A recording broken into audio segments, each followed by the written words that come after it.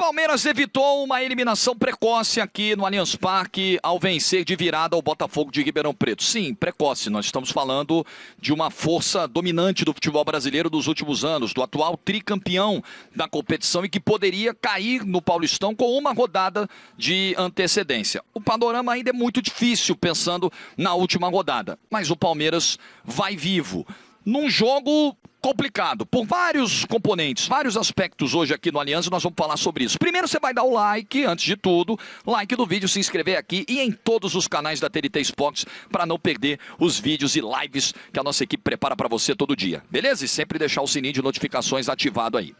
Bom, primeiro tempo, Botafogo pegou um Palmeiras hoje com linha de 5, o Botafogo fez uma linha de 5 hoje, se defendeu muito, aliás, eu tinha feito antes desse jogo, o jogo do Botafogo na Vila Belmiro contra o Santos. Foram os dois jogos que eu fiz do Pantera no Paulistão. E lá, o Botafogo não jogou com tantas precauções defensivas quanto jogou aqui.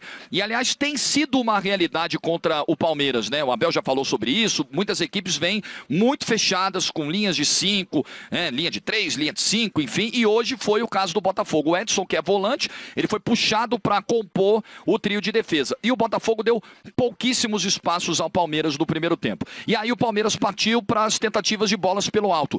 O Palmeiras foi razoavelmente bem sucedido, dá para dizer, porque nos duelos aéreos o Palmeiras ganhava, o Rios ganhava, o Flaco Lopes ganhava, tinha as oportunidades pelo alto. O que faltava era converter, o que faltava era precisão, o que faltava era acertar o alvo. E numa jogada do Estevão, o time acabou empatando o jogo depois de uma grande confusão, porque tem um gol do Marcos Rocha, onde ele faz uma falta do jogador do Botafogo, uma falta de ataque, faz o gol por cobertura, o VAR anula o gol.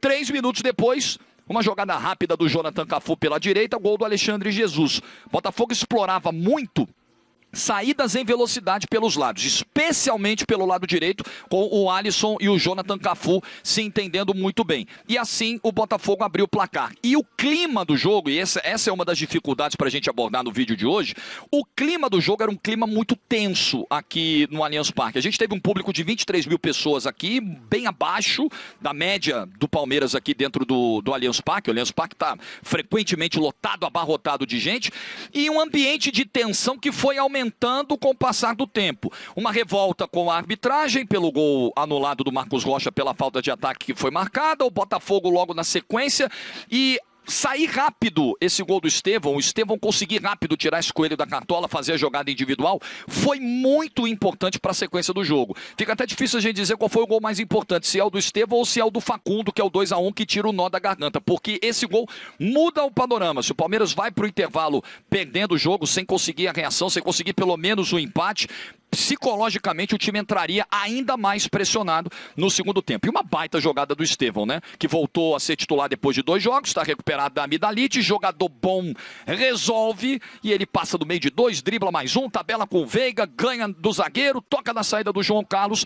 É um jogador diferente, é o toque de qualidade que pode desequilibrar. Uma bola parada pode desequilibrar, o lance individual do Estevão pode desequilibrar em momentos difíceis, momentos em que o futebol não está fluindo, como não fluiu no segundo tempo. O que eu imaginava do segundo tempo? O Palmeiras conseguiu empatar o jogo, foi com uma dose maior de ânimo para o vestiário e vai voltar com ímpeto ofensivo para o segundo tempo. E durante boa parte do segundo tempo, a gente viu o Palmeiras com dificuldades na fase de construção ofensiva, trabalhando a bola com muita lentidão, com muita dificuldade para encontrar espaços. Normal, é muito difícil você entrar numa defesa tão fechada quanto a do Botafogo, mas você precisa de uma movimentação constante, de tabelas, de lances individuais do Estevão, que acabou sendo um pouco menos acionado no segundo tempo, e foi passando o tempo, e foi ficando o desespero, né? Beirando o desespero o clima aqui no Allianz, porque o Palmeiras estava sendo eliminado.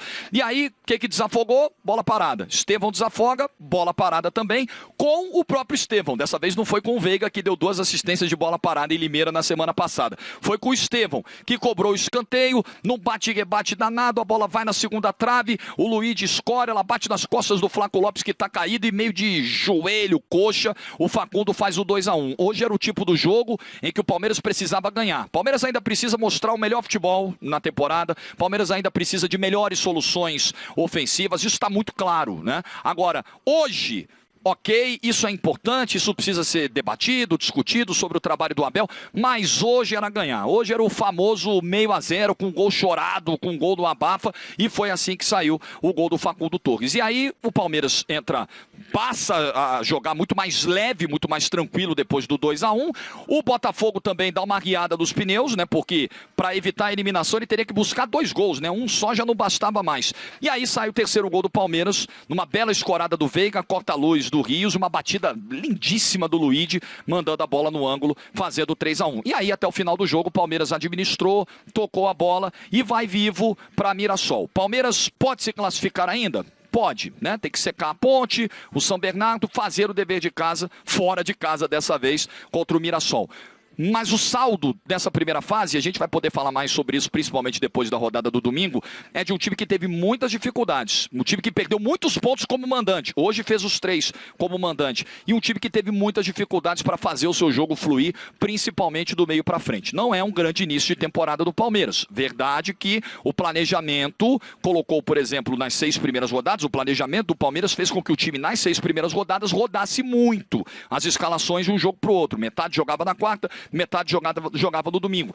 Claro que isso tem um reflexo, mas a gente esperava ver o Palmeiras com um nível melhor de futebol a essa altura do Campeonato Paulista. Ganhou na maga, no abafa, era fundamental ganhar, como será fundamental ganhar contra o Mirassol. Mas para os saltos maiores, para o brasileiro que começa aqui daqui a um mês, para o Mundial, o Super Mundial de Clubes que o Palmeiras terá no meio do ano, com certeza o nível de produção desse time vai ter que subir. E o Palmeiras agora vai ter que se adaptar a essa realidade sem o Maurício. Hoje o Facundo foi muito participativo no jogo, buscou bastante, foi premiado com o gol, mas o Palmeiras ainda teve a infelicidade, o azar de perder na rodada passada o seu principal jogador na temporada, o Maurício, que vai passar por uma cirurgia no ombro e vai ficar um tempo fora. Não tem o Maurício, o 9 sonhado não chegou e pelo visto não vai chegar, e o Palmeiras vai com o que tem. E com o que tem, o Palmeiras precisa e pode fazer mais. Muito mais do que está fazendo nesse Paulistão.